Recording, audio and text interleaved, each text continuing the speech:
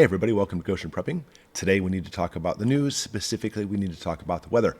January has come around and bringing with it a whole host of storms and warnings and alerts. Let's jump into it and stick through this because there's some things you have to see. So just a few quick articles. Powerful winter storms pack heavy snow, flooding, severe storm threats as it pummels the East Coast.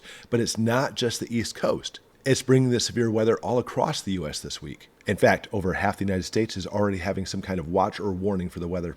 Not to mention, for the lower 48, every state has some kind of weather alert right now except for our friends in North Dakota.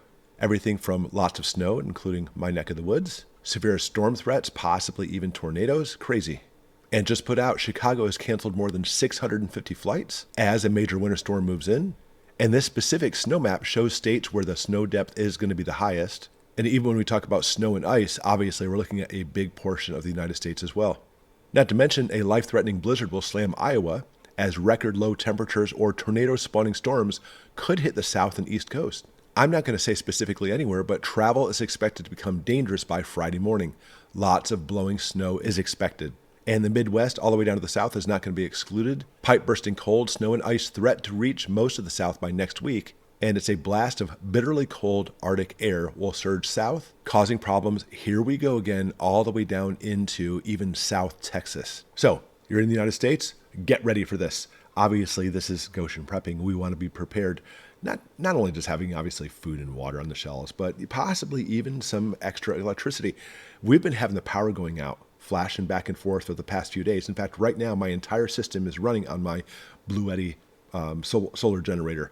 It's the AC200 Max. I'll link it below. This thing's fantastic because I know, like for me anyway, this isn't really necessarily prepping, but I guess when you host a prepping channel, it is. Whenever the power goes out, even for just a couple seconds, my whole computer system crashes. That's not fun. So what I do is I have it all plugged into my solar generator. The power goes out. The solar generator powers everything and keeps it going. Like right now, the lights, if they went out, the whole video I'm making right now will keep going. Then as the power comes back on, it recharges the BLUETTI. I'm kind of using it like an uninterrupted power supply. Works very well.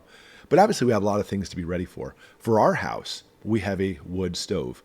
I mean, I'm putting in a furnace, but the wood stove keeps the whole house nice and warm.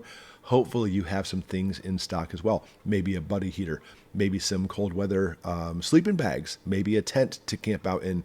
The tent will keep everything nice and warm for you and your family because when this power goes out, which it very well might because all across the U.S. we're seeing these problems, you got to stay warm. Not to mention keeping your pipes from freezing, just turn them on so they're dripping or a very slow stream, and that way because moving water doesn't freeze.